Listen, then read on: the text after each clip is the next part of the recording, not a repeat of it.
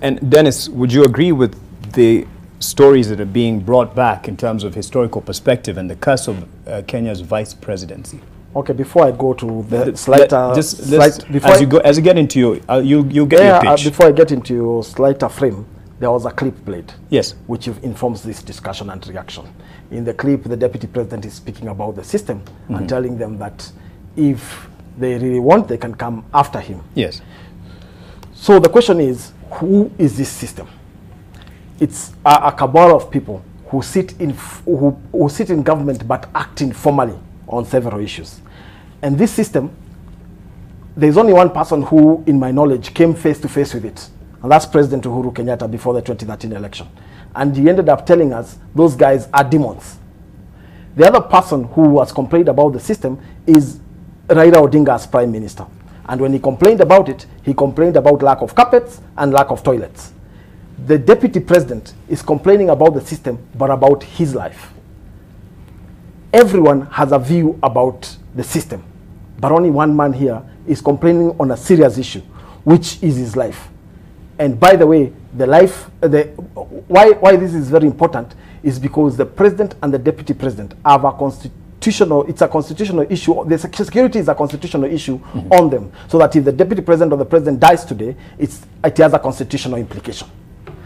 Therefore, them raising issues about their life is a very important issue to note.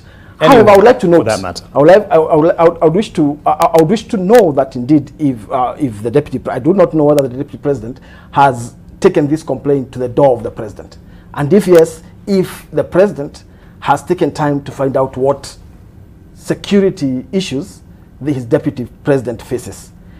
And that is very important, because this is not the first time that the deputy president has raised the issue around his security. Okay. There was the issue he raised in Lamada. The DCI and Ruto Daily did not ask for the CCTV that was involved in Lamada. But that's not a worry. We have a video. We know a PS sitting in this government stood in that meeting and threatened that they would deal with William Ruto the same way they dealt with George Saitoti. You have the evidence. I have the evidence. I have the video. I not only table it as a digital guys, secretary for State House, guys, would you release that? Yes. I'm not only talking about it in NTV. I spoke it before a capable court of law. That's very well.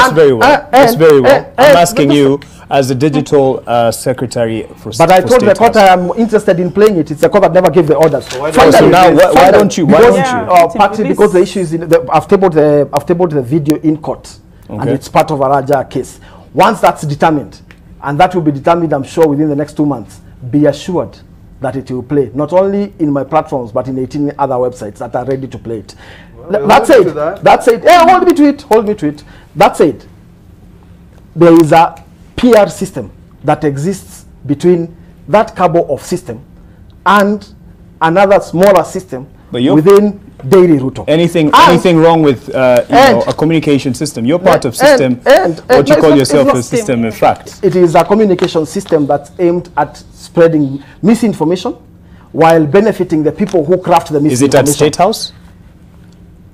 The system operates informally outside government structures. And I've already mentioned to you, for instance, in Lamada, there was a PS who stood in that meeting.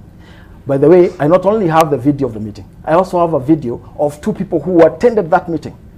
And by the way, Kimani Ichung'wah, who attended that meeting in Lamada. Government people? Yes. By the way, Kimani Ichung'wah, Honorable Kimani Ichung'wah, was in this station 2 days ago during sidebar. Yes. And he told your colleague, Ken Mijungu, that when he complained about his life, the system withdrew his security. That is how the system behaves. However, I was saying, Daily Ruto and that system have an unholy alliance. Number 1, this is a story.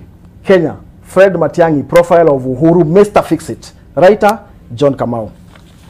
George Kinoti, Kenya crime, Mr. Fix-It. Writer, John Kamau. The enigma of Kibicho, from Varsity Dawn to Mr. Fix-It. All these 3 men are Mr. Fix-It for government. And these stories run on the background that before anyone is arrested in this country, a story is given to the media. Even in my own case, we were told FBI was here, they had investigated, and they had given a report to the DCI. Okay. In court, DCI was asked, just a minute, DCI was asked a direct question. Was FBI in Kenya for this investigation. I've given you ample time. Yes. DCI said, no, there was no FBI. But yet, the media headlines ran on FBI being here. It is a continuous collaboration between a system in government and some few editors in Daily Ruto. Oh, so it's a system in government. Initially, you said it's an informal system. These people work in government, but they work informally to deliver whatever they have. Yes. Jump in. I think we're in danger of finally, it becoming some people appear on headlines like many other people do, but some people appear on headlines for history. I think you're in danger of this becoming sort of a political propaganda broadcast. I think there are certain things I would have a problem with from what Dennis was saying. I mean, for example, if the deputy president feels his life is in danger, we have organs of government that are tasked with his protection. It shouldn't be the case that he needs to go running to the president to demand things.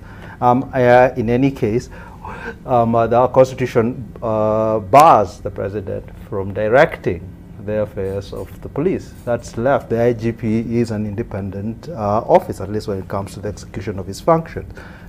So I think you've got people in Parliament. If they've got a problem with how the IAG is running the police, then they should go and raise it there. You can get rid of him, from there. You can compel the president to remove him, And I think that when we sort of concentrate these things on the political sphere, is where we are playing the political game, So there are institutions, there are organs, So let's deal with those organs. Let's use them. If they are failing, if your deputy president feels they are failing, then there are mechanisms. It cannot be my deputy president. It is your deputy president. No, I didn't say you. I said if the deputy president feels these institutions are failing, then he has options to go and do it. So I don't expect that he needs to be going back. The second thing I will say is this talk that we have, it's constantly repeated that we've got cartels, we've got deep state, we've got cabals that always remain nameless and faceless, And I think that they are just red herrings, And they're red herrings to cover over the misdeeds of the public officials who actually hold office. It's not the cartels that steal, it is our public officials. And then they come up with this sort of bogeyman of a cartel so that we don't blame them. So my thing is, I think we need to take those people into account. If, for example, as you say, a PS was in this place, I would say name him, report him, Let's see demands for investigation. If it's not happening, then take that up. Yes. So this idea that somehow we've got public officials who are unable to do anything because of a cabal, this ghost-like thing that scares everybody, I don't buy it. So we need to insist people do the jobs for which we pay them. People do the things that we task them to do in our constitution, in our laws, and if they're failing to do it, we've got mechanisms and we've got other institutions that are tasked with holding them to account. And if they are not doing their jobs, those are the people we should be going for, not sort of hunting in the shadows for sort of. Sylvia, you had a